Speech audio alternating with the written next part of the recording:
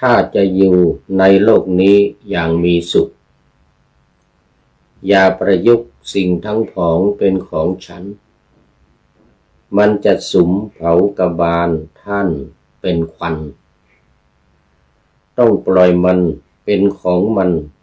อย่าผันมาขอถวายความนอบน้อมแด่พระรัตนตรัยมีพระพุทธเจ้าเป็นต้นขอถวายความเคารพพระมหาเถระพระเถรานุเถระเจ้าคณะพระสังฆาธิการทั่วโลกมีพระเดชพระคุณพระธรรมเสนาบดีเจ้าคณะภาค7วัดพระธาตุดอยสุเทพเป็นต้นและขออำนวยพรแด่ท่านผู้ฟังท่านผู้ชมสาธุชนพุทธบริษัททั้งหลายวันนี้รายการพระไตรปิฎกลอยฟ้าก็ลอยมาจากวัดพระธาตุดอยสุเทพล่วงหน้า1 วันหลักการออกวันพรุ่งนี้ตอนเช้า แต่มันนอกจากตื่นไม่ทันหรือบางทีตื่นทันก็ไปทำวัดกลับมาหรือว่าบิณฑบาตอะไรเงี้ยมีหลายอย่าง มีหลายอย่างตอนเช้านี่นะแต่ถ้าไม่ตื่นก็ดีไปอย่างหนึ่ง ไม่ต้องไปบิณฑบาตไม่ต้องไปทำวัดเพราะมันไม่ตื่นแต่ถ้าตื่นแล้วมันต้องไป แต่ว่าช่วงนี้ก็ไม่ต้องไปเพราะว่ามันมีพระมาอบรมปาติโมกข์จำนวนมากมายนั่งเต็มวิหารเต็มมาถึงข้างนอกตอนเช้านี้ไป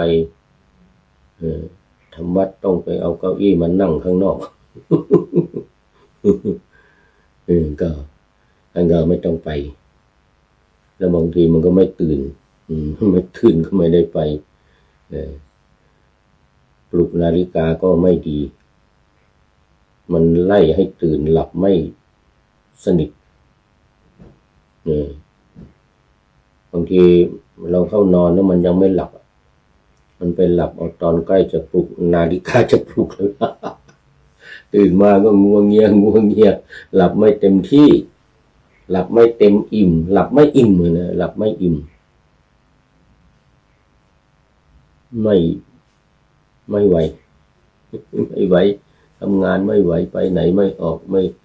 ม่อยากลุกลุกก็ลุกไม่ขึ้นลุกขึ้นก็เดินงงแงงเดินงงแงงยิ่งเขานอนดึกอย่างวันนี้เดี๋ยวจะต้องนอนดึกนะเนี่ยเดี๋ยวเสร็จรายการนี้ก็3 ทุ่มกว่า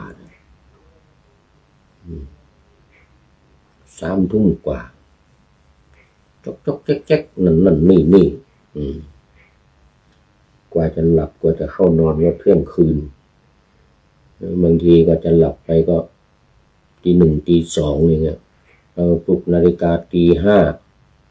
5ปกติปลุกนาฬิกาตี 5ให้ทำวัดตี 5 ครึ่งตื่นมาก็เตรียมตัวแล้วก็ไปก็ไปทำสมาธิภาวนาอะไรก่อนจนถึงตี 5 ครึ่งก็จึงจะเริ่มทำวัดอันนี้คุณหลวงพ่อก็ไปทำสมาธิภาวนาตั้งแต่ตี 4 ครึ่งตี 4 ครึ่งตี 5ถึงตี 5 ครึ่งจึงจะทำวัดสวดมนต์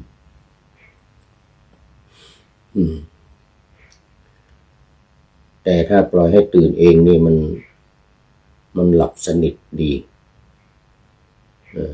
เราไม่ต้องปลุกมันตื่นเองแต่อย่างว่าถ้าตื่นมาแล้วต้องไปเลยหรือทำหรือไปเรื่องธรรมะสวดมนต์นี่นะอย่าเข้านอนอีกนะนอนมันก็ไม่หลับไม่ต้องนอนเสียเวลาถ้าตื่นแล้วนี่ก็ไปเลยท ภารกิจส่วนตัวเข้าห้องน้ำห้องตาอะไรต่างๆเรียบร้อยห่มผ้าไปเลยไปทำวัดไปทำสมาธิภาวนาพระหลวงพ่อทำตั้งแต่ตี 4:30มาแล้วตี 4นี่หลวงพ่อก็ตื่นไปแล้วตี 4:30ก็เริ่มทำสมาธิภาวนาใครจะไปทำก็ไปไม่ไปทำก็ไปตอนสวดมนต์อันนี้ก็ทำไปเลยจนถึงตี 5:30ก็ทำวัดสวดมนต์แต่ถ้าวันลงอุโบสถถึงตี 5นะทำสมาธิถึงแค่ตี 5ก็เตรียมไปอุโบสถฟังปาติโมกข์ตั้งแต่ตี 5:30ถึง6:40หรือไม่เกิน6:30เลยนะก็ลงมาแล้วทำบุญตักบาตรญาติโยมมากันเต็มมคณายกก็เอาแล้วทีนี้ ทำบุญตักบาตร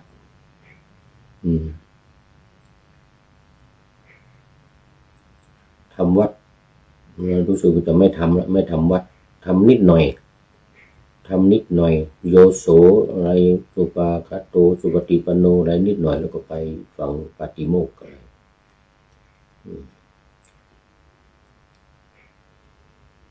แล้วตอนนี้ก็มีพระมาฝึกอบรมปาติโมกข์พระปาติโมกข์จำนวน50-60 รูปจำนวนมากนั่งทำวัดเต็มกันหมดเลยมันก็เลย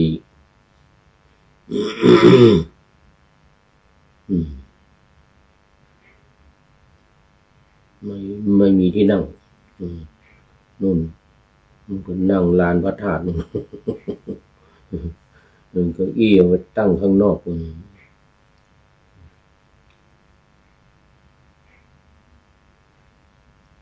เอาละตอนนี้ก็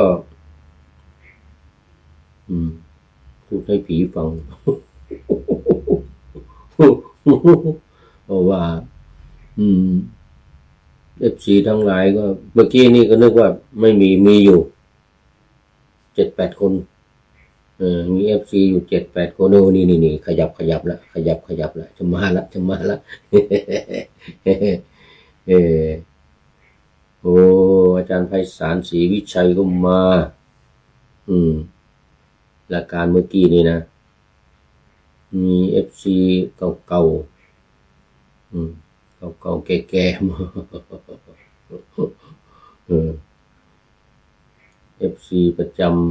ำ FC ตัวจริงหลับกันหมดแล้วนี่เราก็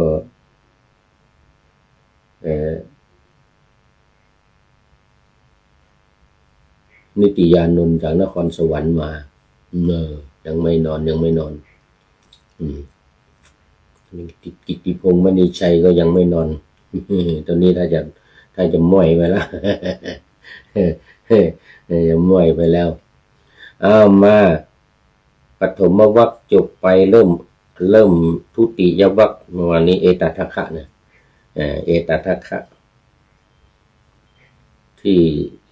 วรรคเอตทัคคะวรรคที่14ปฐมวรรคจบไปแล้วก็เอตทัคคะทุติยวรรคว่าไป 3-4 คนเมื่อวานนี้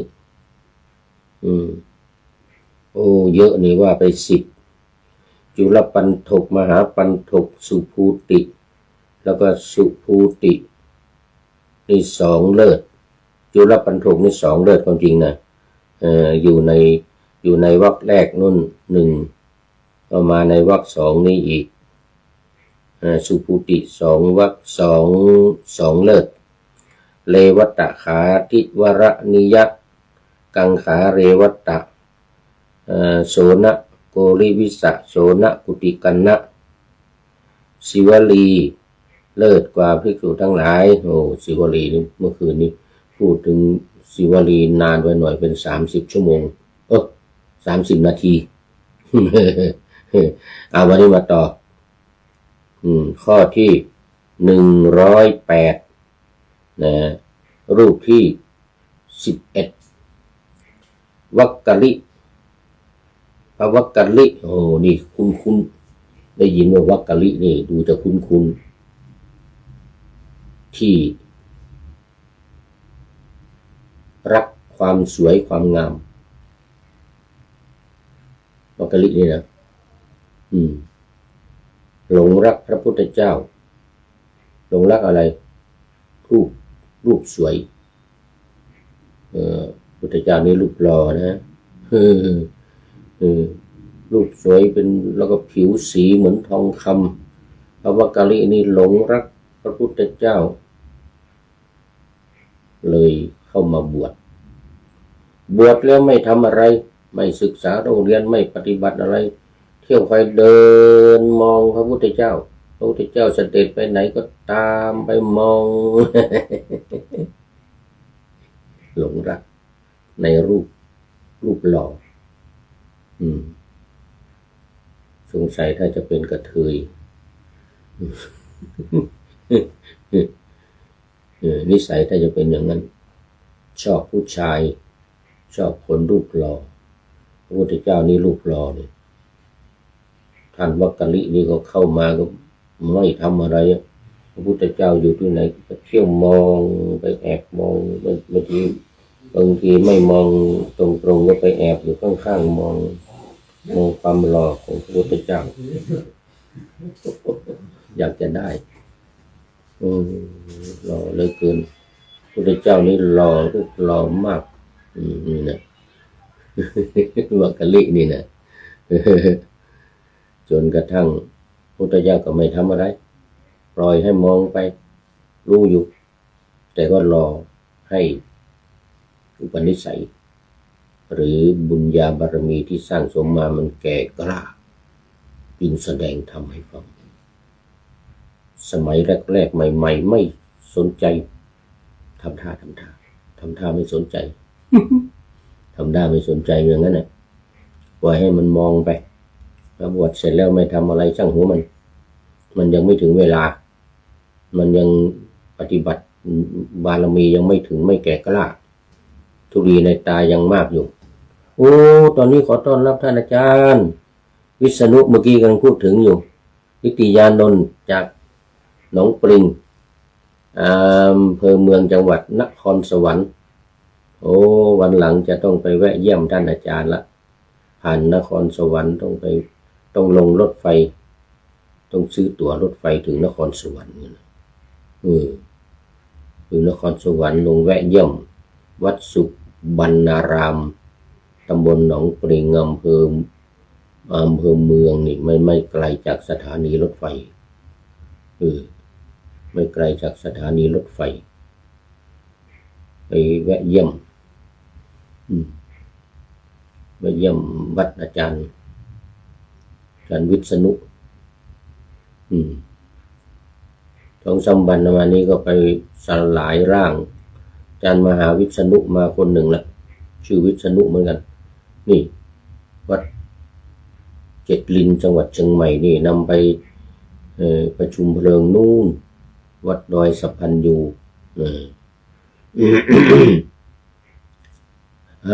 ขอบคุณมากนึกว่าจะพูดให้ผีฟังครับอาจารย์นึกว่ามีFCทั้งหลายหลับไปหมดแล้ว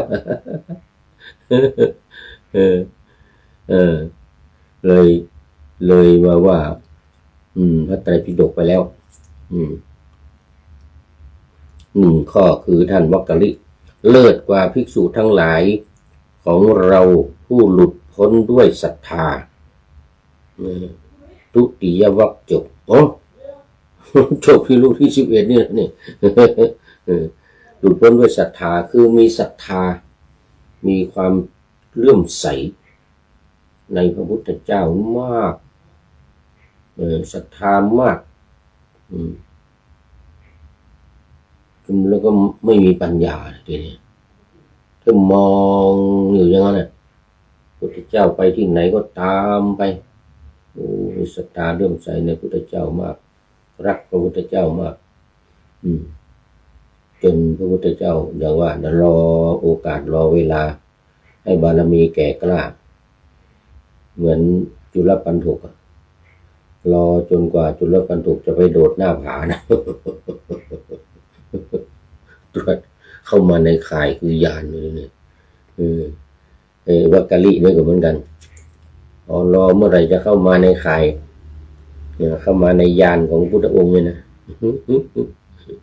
เมื่อมาในยานเสร็จแล้วก็จะได้ไปโปรดคราวนี้มาในข้อที่15แล้วทีนี้เอตัทคะวรรค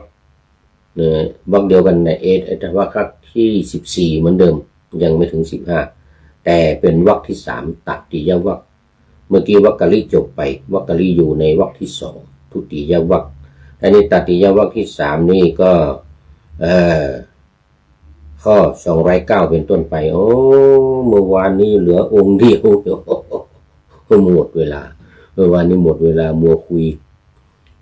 มัวพูดมากไปโอเอวิหารไหลคราวนี้มาเริ่มข้อที่209รูปที่12พระผู้มีพระภาคตรัสว่าลาหุนเลิศกว่าภิกษุสาวกทั้งหลายของเราผู้ใคร่ต่อการศึกษา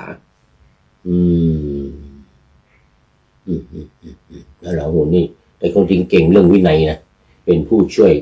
พระอุบาลีเลยทีเดียวถึงขั้นระดับเก่งนิติศาสตร์แต่นี่ได้รับการยกย่องว่าเป็นผู้เลิศกว่าภิกษุทั้งหลายด้านใคร่ต่อการศึกษาเหมือนกันไม่ท้อไม่ถอยไม่ย่นและย่อในการศึกษาไตรศึกษานี่ศีลสมาธิปัญญาไม่ลดไม่ละในวรรคที่3นี่ก็เป็นรูปที่1รูปที่2พระรัฐบาลรัฐบาลนี่ก็คุ้นๆนะฟังคุ้นๆเลิศกว่าภิกษุทั้งหลายของเราผู้บวชด้วยศรัทธาอีกเหมือนกันแต่อันนั้นนี่ใคร่ต่อการศึกษา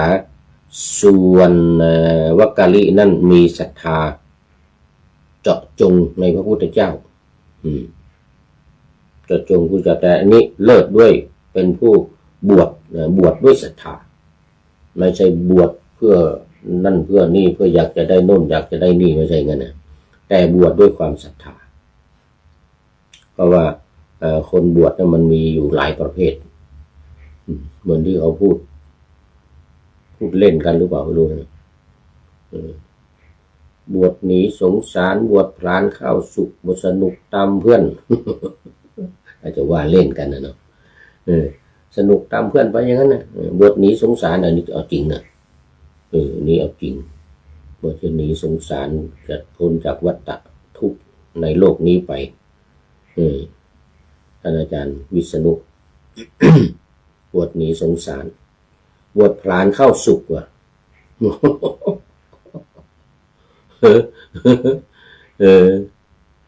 บวชมาไม่ทำอะไรไม่ศึกษาเราเรียนไม่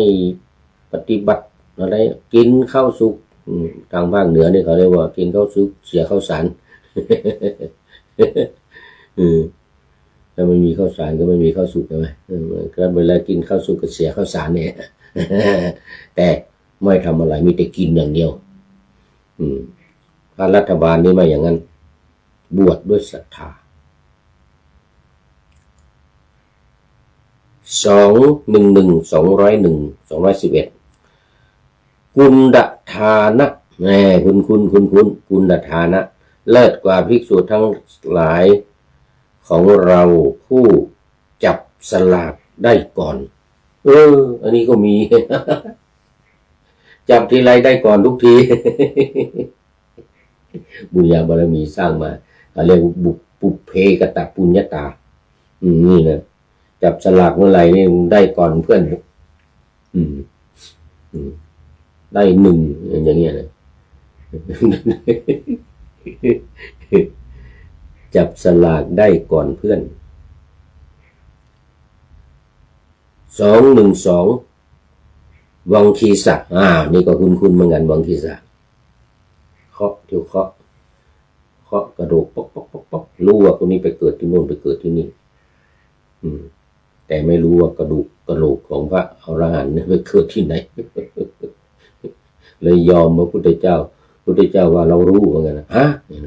องค์รู้เหรอรู้ได้ยังไงมีมนต์สิว่างั้นนะพระพุทธเจ้านี่ลีลามากนะขอสอนมนต์นั่นให้เข้ากระหม่อมด้วยว่างั้นเฮ้ยได้ยังไงว่างั้นทำท่าสอนให้คนที่ไม่บวชไม่ได้หรอกว่างั้นนะอยากจะให้บวชนโยบายไม่บวชสิถ้าบวชที่จะสอนให้ว่างั้นนะบอกพักพวกเลยทีเดียวพวกที่มาด้วยกันพรามนี่มาด้วยกันที่หากินมาด้วยกันเนี่ยนะทุกทีนี่ไปเคาะป๊อกแป๊กก็ได้เงินมาแบ่งกัน 4-5 คนพรามมาด้วยกันพวกพรามนี่ไม่ทำอะไรอาศัยวังศีรษะนี่แหละกินพระพุทธเจ้าว่าคนไม่บวชสอนไม่ได้ต้องสอนมนต์นี่สอนให้คนที่บวชเท่านั้นเขามาบวชก็เอาสิอิมัตสมิงเกสาโลมานะคาทันตะปัจจุบันการ32ให้ท่องเลยต้องไปต้องมาบรรลุเป็นอรหันต์เลยรู้ว่าที่เราเคาะไม่รู้เนี่ยหัวของพระอรหันต์เนี่ยเคาะไม่รู้ว่าไปเกิดที่ไหนปรากฏว่ามันเป็นอย่างนี้เองไม่เกิดแล้วจะไปเคาะไปรู้ได้ไงมันไปเกิดที่ไหนเพราะไม่เกิดทุ่งฟังศีรษะนี่นะแต่ก็มีฤทธิ์แห่บวชมาแล้วนี่เข้าฌานเก่งมีอิทธิฤทธิ์มีตาทิพย์หูทิพย์เนี่ยมีตาโดยเฉพาะมีตาทิพย์เนี่ยฟังศีรษะเนี่ยแล้วก็มีฤทธิ์อย่างอื่นนี่เหาะเหินเดินอากาศดำดินบินบนลงไปในน้ำเหมือนกับลงไปในที่ว่างเดินเข้าภูเขานี่เหมือนกับไม่มีภูเขาไม่มีมันเป็นที่โล่งอย่างเงี้ยเดินเข้าไปเฉยๆเลยเดินเข้าภูเขาเหมือนกับที่โล่งโปร่งวังคีสานี่นะแต่พอบวชแล้วได้เอตัทคะทางด้านผู้มีปฏิภาณเห็นไหมมีปฏิภาณก็ขณะที่ก่อนที่บวชก็มีรู้ขอไปท่านอาจารย์ตอนนี้หนังตาชักจะไม่ขึ้นซะแล้วเหลือหนังตาหย่อนแล้ว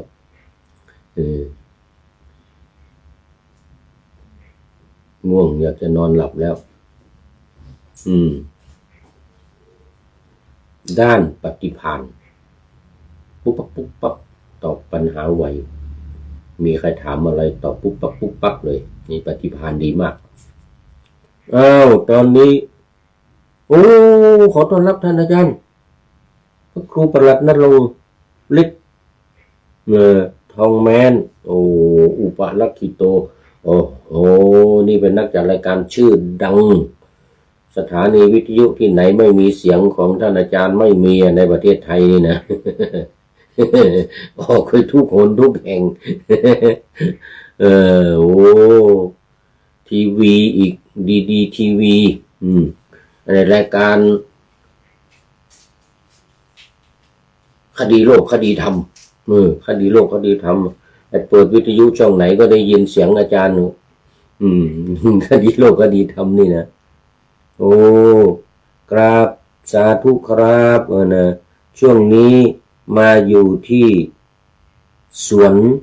ป่าสามัคคีธรรมจังหวัดบุรีรัมย์เดี๋ยวจังหวัดสุรินทร์ครับเมืองนะเตรียมการสร้างศาลาปฏิบัติธรรม สร้างศาลาปฏิบัติธรรมสักหลังครับเหมือนกันนะโอ้ดีมากดีมากเนี่ยสวนป่าสามัคคีธรรมเตรียมสร้างศาลาปฏิบัติธรรมดีมากครับไม่ดีไม่มีสถานที่ไหนดีเท่ากับการปฏิบัติธรรมหรอกเนี่ยให้ญาติโยมมารวมกันปฏิบัติศีลธรรมกรรมฐานพองหนอยุบหนอโอ้สุดยอดสุดยอดผมมีเวลาจะไปเยี่ยมจะไปชมบารมีของท่านอาจารย์ครูประหลัดณรงค์ฤทธิ์ทองแม้นที่จังหวัดบุรีรัมย์จังหวัดสุรินทร์สวนป่าสามัคคีทำอะไรโอ้ดีมากสร้างเถอะสร้างอาคารปฏิบัติธรรมนี่แหละคนจะได้มารวมกันวิปัสสนาธุระจะได้เจริญคันธธุระนี่มีมากแล้ววิทยาลัยมหาวิทยาลัยมหาจุฬามหามกุฏเอาทางปฏิบัติดีกว่าเนี่ยศาลาการปฏิบัติธรรมนี่คันธธุระปล่อยเขาไปเราเอาทางวิปัสสนาธุระอย่างผมนี่ก็เอาวิปัสสนาธุระอย่างเดียวตอนนี้คันธธุระด้วยกันนี่แหละทั้งคันธทั้งวิปัสสนาด้วยกัน80%ในชีวิตประจำวันนี่นะ80%เป็นคันธธุระกับวิปัสสนาธุระนี่แหละ80%งานอื่น20%ปละหิตะปฏิบัตินี่นะสำหรับผู้อื่นนี่นะ20%สำหรับตัวเองนี่อัตตหิตะสมบัติ80%นี่มีอะไรบ้างก็คือคันธธุระกับวิปัสสนาธุระ2อย่างนี้แหละ2อย่างนี้แหละอยู่ด้วยกันนี่แหละถ้าไม่มีคันธะก็ไม่มีวิปัสสนาไม่ถูกต้องถ้าไม่มีวิปัสสนาก็ปฏิเวทไม่มีปฏิเวทไม่มี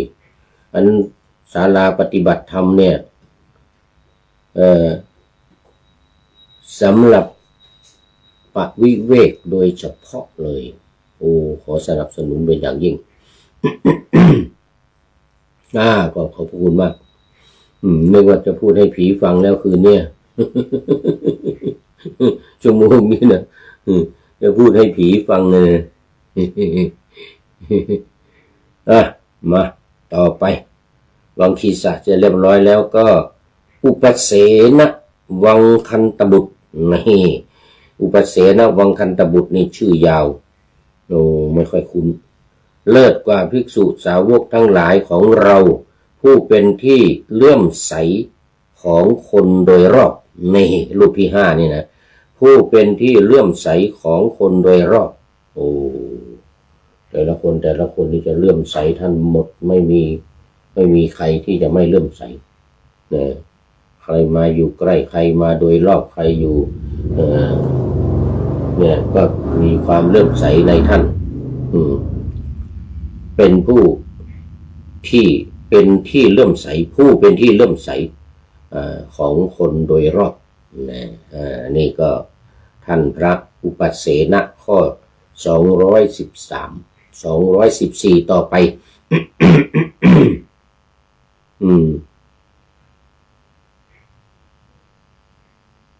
อะไรเนี่ยทัพพะมัลลบุตรนี่คุณทัพพะมัลลบุตรนี่คุณเลิศกว่าภิกษุสาวกทั้งหลายของเราผู้จัดแจงเสนาสนะทัพพะมัลลบุตรนี่สุดยอดจัดแจงเสนาสนะพระอาคันตุกะคันตุเกะกะมา จัดสถานที่ให้หลับให้นอนเรื่องเสนาสนะทั้งหลายต้องยกให้ท่านทัพพะมัลลบุตรนี่เป็นผู้ที่จัดแจงเสนาสนะรูปที่6ในวรรคที่3ต่อไปปิลินทวัชชะปิลินทวัชชะนี่ผู้เป็นที่รัก ที่ชอบใจของเหล่าเทวดาโอ้โหเหมือนหลวงพ่อที่อยู่ป่าเลยหลวงพ่อที่อยู่ป่าแสดงธรรมในวันอุโบสถทีหนึ่งเทวดาสาธุการให้เสียงดังลั่นเต็มป่าในราวป่าแต่อันนี้ชื่อปิลินทวัชชะ เป็นที่รักที่ชอบใจของเหล่าเทวดาแล้วต่อไปพาหิยะทาลุจริยะนี่ก็คุ้นๆเลิศกว่าภิกษุสาวกทั้งหลายของเราผู้รู้แจ้งได้เร็วโอ้โหนี่สุดยอดฟังแค่สองประโยคเห็นสักว่าเห็นได้ยินสักว่าได้ยินจบแค่2ประโยคบรรลุเป็นพระอรหันต์เลยนี่จึงเรียกว่าเป็นผู้รู้แจ้งได้เร็วนี่ท่านพาหิยะทาลุจิริยะนี่นะพอพุทธองค์ตรัสว่าเห็นสักว่าเห็นได้ยินสักว่าได้ยินเนี่ยบรรลุเป็นพระอรหันต์เลยขอบวชโอ้พระพุทธเจ้าตรัสว่ามีบริขารให้ครบก่อนจึงจะบวชได้นะบริขารยังไงก็มีบาตรมีจีวรมีอะไรนี่สิอย่างนั้นข้าพระองค์จะไปหาบาตรอย่างนั้นนะไปหาไม้มาทำบาตรเดินออกไปวัวขวิดตาย นี่องค์นี้แหละรู้ได้เร็วได้รับการรู้แจ้งได้เร็วคือบรรลุธรรมเร็วเนี่ยฟังแค่2ประโยคกับบรรลุแล้วพาหิยะทาลุจิริยะนี่นะฟังแค่2ประโยคกับบรรลุแล้ว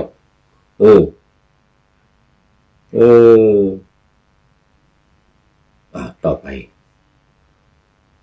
พาหิยะทาลุจิริยะนี่เลิศกว่าโดยรู้แจ้งได้เร็วนะ217รูปที่7กุมารกัสสปะคุ้นเหมือนกันกุมารกัสสปะนี่นะ เป็นลูกของภิกษุณีมีลูก ต้องถูกสอบสวนนะตั้งท้องขึ้นมาโอ้โจทย์จันกันใหญ่เลยภิกษุณีนี่ผิดอาบัติปาราชิกแล้วว่างั้นเอาซึกว่างั้นน่ะภิกษุทั้งหลายไปฟ้องพระพุทธเจ้า นี่กุมาร แม่ของกุมารและกัสสปะนี่นะมาบวชปรากฏว่าแต่งงานแล้วมาบวชสามีอนุญาตให้มาบวชก็มาบวชได้ไม่รู้ว่าตั้งท้องตั้งครรภ์ก่อนมาบวชต้องตั้งกรรมการกันใหญ่มีวิสาขาเป็นต้นเรื่องผู้หญิงนี่ต้องตั้งผู้หญิงนะเป็นกรรมการนะปรากฏว่าได้ความว่าตั้งท้องก่อนมาบวชรอดไป รอดเกือบถูกจับศึกรอดไปไม่ถูกจับศึก เสร็จแล้วพอลูกเกิด ร้องกระจอกงอแงอยู่ในกุฏิ พระเจ้าแผ่นดินพระเสนาธิโกศลเสด็จตรวจดูที่พักที่หลับที่นอนของภิกษุณีทั้งหลายนะไอ้ที่ตรวจที่ไปตรวจไม่ใช่อะไรหรอกไปดูความเจ็บป่วยไข้อะไรใครเป็นอะไรภิกษุเป็นอะไรภิกษุณีเป็นอะไรเนี่ยถ้าเจอก็เอาไปอุปถัมภ์ในพระบรมราชานุเคราะห์นี่เรื่องของเรื่องมันนะ เจ้าแผ่นดินนี่นะวันก็ตอนเย็นมาเนี่ยก็จะไปตามกุฏิของภิกษุทั้งหลายในป่าในวัดเชตวันนะโอ้มันกว้างวัดเชตวันอยู่บนภูเขายอดภูเขา1ภูเขาทั้งซ้ายทั้งเหนือทั้งด้านหน้าด้านหลังโดยเฉพาะแบ่งครึ่งด้านเหนือเป็นของภิกษุณีด้านใต้เป็นของภิกษุทั้งหลาย ภิกษุ 30,000 ภิกษุณี 30,000 60,000อยู่ในวัดเชตวันเนี่ยวันหนึ่งพระเจ้าแผ่นดินก็ ตรวจไปตามกุฏิของแม่ภิกษุณีว่าใครเจ็บป่วยบ้างจะต้องการยาอะไรต้องการอาหารอะไรภิกษุณีรูปไหนภิกษุสงฆ์รูปไหนเจ็บป่วยอาพาธเนี่ยนะก็จัดอาหารไปถวายไม่ว่าจะเป็นตอนบ่ายตอนเย็นตอนกลางคืนถ้าพบว่าอาพาธหรือต้องการอะไรเสด็จเดินไปด้านหลังกุฏิได้ยินเสียงเด็กร้องอะไรแล้วก็ไปให้ทหารก็ไปดูเป็นว่าลูกของภิกษุณีมีได้ยังไงลูกภิกษุณีว่างั้นนะก็นึกขึ้นมาได้ที่สมัยก่อนสัก 7-8 เดือนที่ผ่านมาเนี่ย 4-5 เดือนเป็นกรรมการคนหนึ่งพระเจ้าประสิทธิโกศลเนี่ยนะเป็นกรรมการตรวจคันของนางของภิกษุณีเนี่ยแต่ว่ามันไม่ได้ตรวจนะเขาผ้าบังเอาผ้าม่านขึงอย่างนี้นะแล้วก็มีแต่วิสาขากับภิกษุณีรูปอื่นตรวจดูคันของภิกษุณีรูปนั้นตอนนี้ขอต้อนรับคุณโยมพิสมัยศรีเทพธำรงจากลำปางสาธุนี่มาแล้วลำปางมาแล้วยังไม่นอนเหมือนกันดึกแล้วยังไม่นอน ยังไม่นอนสาธุนะศรีเทพธำรงจากลำปางไม่รู้ว่าอำเภออะไรนู้นลืมไปแล้วแต่ว่าจากลำปางรับฟังพระไตรปิฎกนี่รายการทางวิทยุก็มีเนอะวิทยุของมจรนะวิทยาลัยสงฆ์นครลำปางอาจารย์จิรศักดิ์ปั่นลำนำออกอากาศทุกวัน8-9 นาฬิกาตอนเช้าเนี่ยรายการนี้แหละพระไตรปิฎกลอยฟ้านี่แหละกราบไหว้สาเจ้าสาธุเจ้าดีใจได้ยินเสียงมาแล้วเจ้าโมทนาเป็นอย่างยิ่งสาธุเจ้าสาธุเจ้าทั้งเสียงทางลำปางเนาะเป็นเสียงสั้นเนาะลำปางเนาะสาธุเจ้าข้าเจ้านะลำปางหนานี่มันได้เขียนหนามาด้วยเฮ้ยกราบไหว้สาธุเจ้าหนาอีกอ่ะลำปางหนาลูกมีดนี่บางหนาอย่าฟังก็ม่วนดีนะไปฟังพระทางจังหวัดลำปางเทศธรรมนะเพิ่นเรียกว่าระบำม้าย่ำไฟม่วนเหมือนเนอะม้าย่ำไฟคือว่าเร็วว่าเร็วมากฟังพระอ่านธรรมพระทางจังหวัดลำปางนี่นะทำนองม้าย่ำไฟทำนองม้าย่ำไฟนะมีพระอาจารย์คนหนึ่งเดี๋ยวก่อนลืมชื่อไปละก็นานอย่างลำปางอ่ะว่าไอ้นี่นะม้วนฟังม่วนดีอันเวนตาลนี่นะเวนตาลงานศพนี่นะม่วนเนื้อทางลำปางนะเพิ่นว่าม่วนแต่ทำนองของเพิ่นทำนองทางลำปางมาย่ำไฟ มีตัวหนึ่งอยู่พุ่นไปปะเยอรมันท่านอาจารย์พระมหายังอ่ะลืมชื่อไปนี่อยู่ที่เยอรมันอ่ะออกเฟซบ่อยเนี่ยออกเฟซบ่อยพระมหาคนเมืองหนาเนี่ยคนเมืองหนา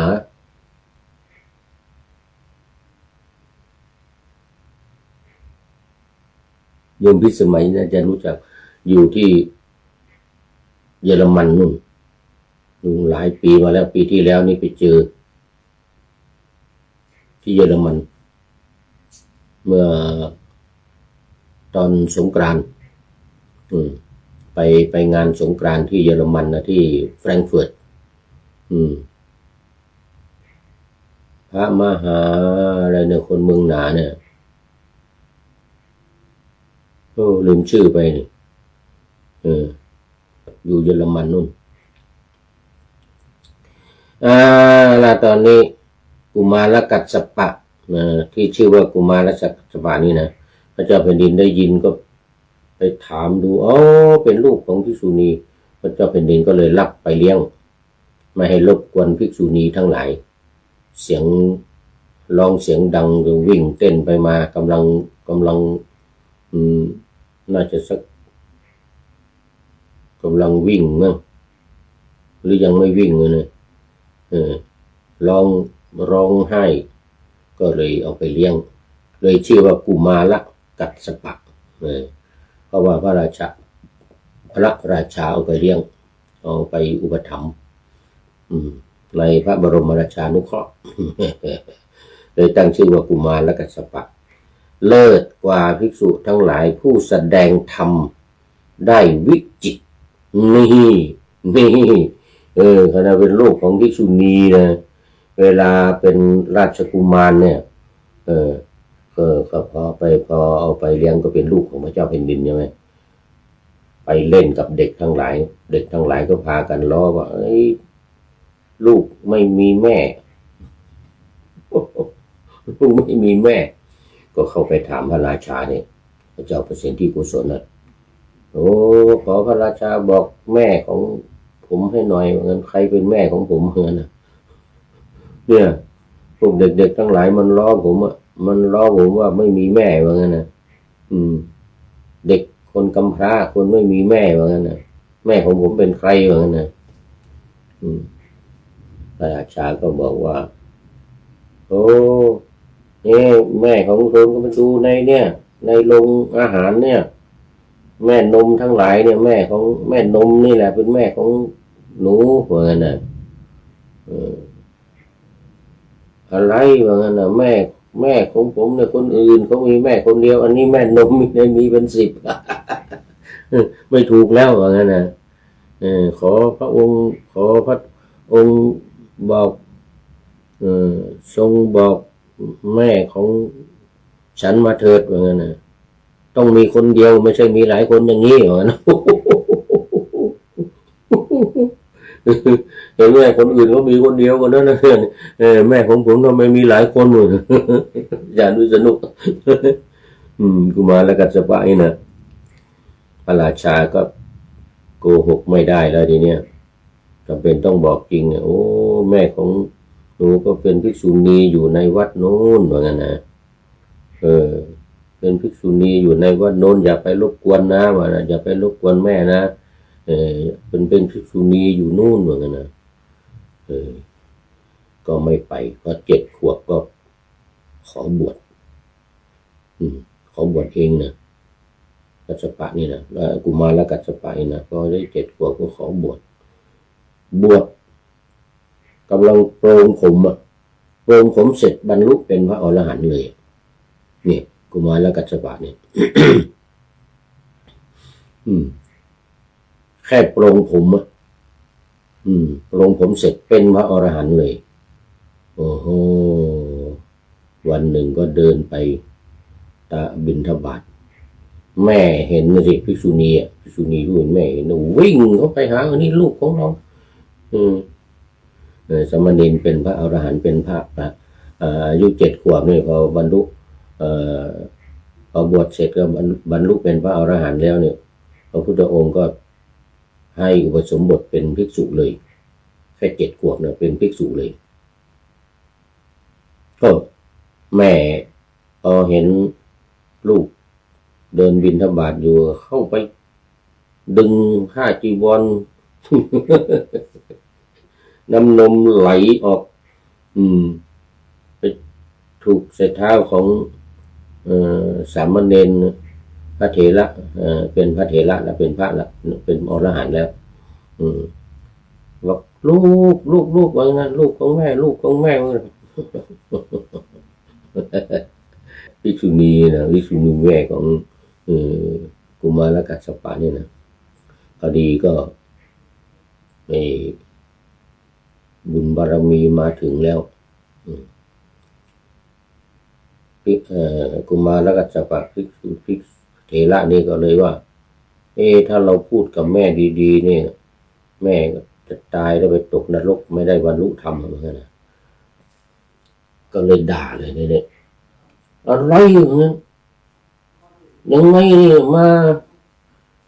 จับผ้าจับผ่อนยังไงเนี่ยไม่รู้เรื่องนี่เขาเป็นพระจะมาจับยังไงเนี่ยอยู่ยังไงเนี่ยไม่รู้เรื่องรู้ราวเนี่ยแม้แต่ความรักก็ตัดไม่ได้ว่างั้นนะโอ้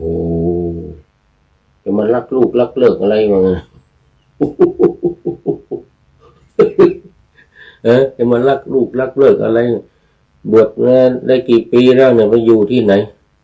ความรักก็ตัดไม่ได้ว่างั้นนะ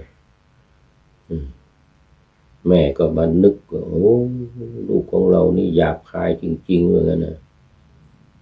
เห็นแม่นะแทนที่ว่าจะพูดดีๆแต่นี่มาด่าว่างั้นนะก็เลยได้สำนึกเลยไม่รักดีกว่าเว้ยตัดเลยว่างั้นลูกไม่รักเราว่างั้นแทนที่จะรักเราไม่รักว่านั้นต้องมาด่าอีกว่างั้นนะเอาก็เลยไม่รักก็ไม่รักก็ตัดขาดแม่ขาดลูกกันเลยว่างั้นนะเอาอย่างนั้นก็ขาดลูกขาดแม่กันว่างั้นนะ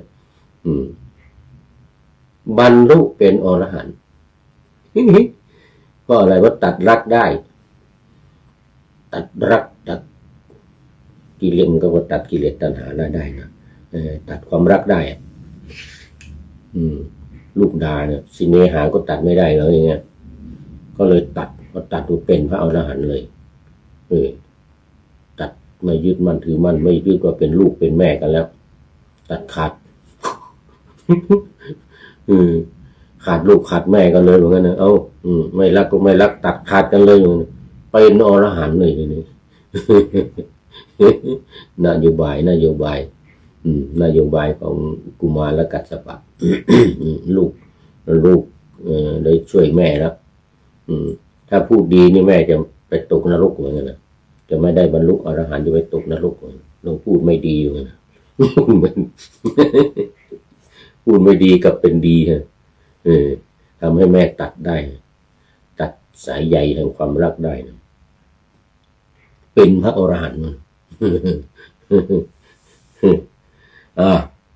ต่อไปอีกรูปหนึ่ง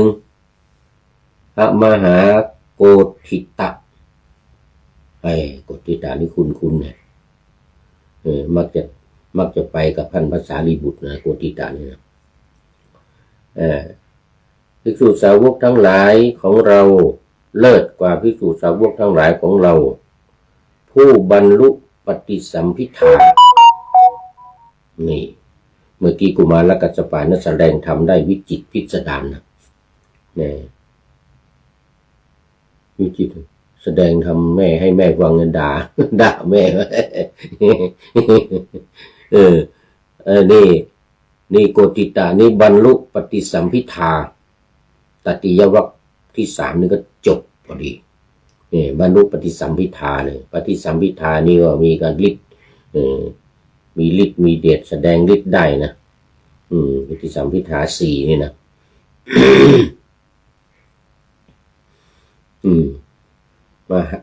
มีมหาโดยมหาโกฏิตะ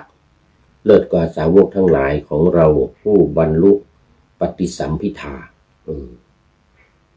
สุดยอดเลยมันดูปฏิสัมภิทาเลยจบวรรคที่3เมื่อวันนี้ได้1วรรค10รูปนี่ใครนี่มีใครบ้างนี่ราหุลนี่ผู้ใกล้ต่อการศึกษาผู้บวชด้วยศรัทธานี่รัฐบาลผู้จับสลากได้ก่อนเพื่อนนี่กุณฑฐานะนี่แล้วก็มีปฏิภาณนี่วังคีศักดิ์อุปเสนะนี่เป็นผู้ที่เลื่อมใสของคนโดยรอบหรืออุปเสนะนี่นะแล้วก็จัดแจงเสนาสนะดีนี่ก็ทัพพระมัลลบุตรปิลินทวัชระ วัชชะนี่ก็เลิศกว่าภิกษุทั้งหลายเป็นที่รักที่ชอบใจของเราเทวดาส่วนผู้ที่รู้แจ้งทำได้เร็วนี่ก็พาหิยะทารุจิริยะกำลังจะไปหาไม้ฟังแค่2 ประโยคเห็นสักว่าเห็นนะพาหิยะได้ยินสักว่าได้ยินบรรลุเป็นพระอรหันต์แล้ว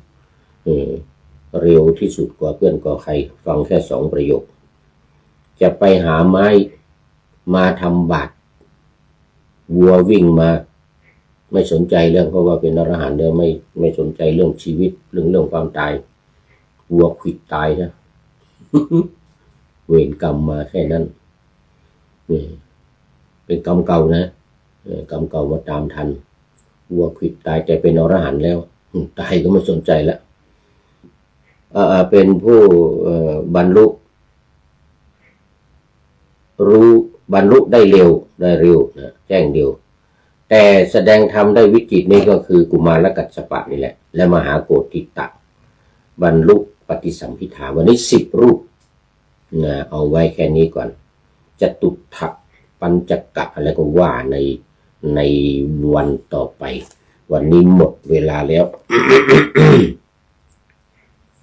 โยมพิสมัยศรีเทพธรรมรงค์ก็เป็นท่านสุดท้ายเข้ามาสู่เส้นชัยของรายการในวันนี้โมทนาเป็นอย่างยิ่งหลายท่านที่ผ่านมาแล้วก็โมทนาท่านอาจารย์พระครูประหลัดณรงค์ฤทธิ์ทองแมนแล้วก็ท่านอาจารย์วิษณุนิติยานนท์จากนครสวรรค์จากกรุงเทพมหานครนครสวรรค์ลำปางวันนี้รอบดึกรอบมิดไนท์นั่นโมทนานะมาดูข้อคิดท้ายรายการวันนี้จากพระเดชพระคุณหลวงพ่อพุทธทาสอินทปัญโยหลวงพ่อพุทธทาสภิกขุนี่นะอินทปัญโยฉายาของหลวงพ่อพระธรรมโกษาจารย์นี่ตำแหน่งก่อน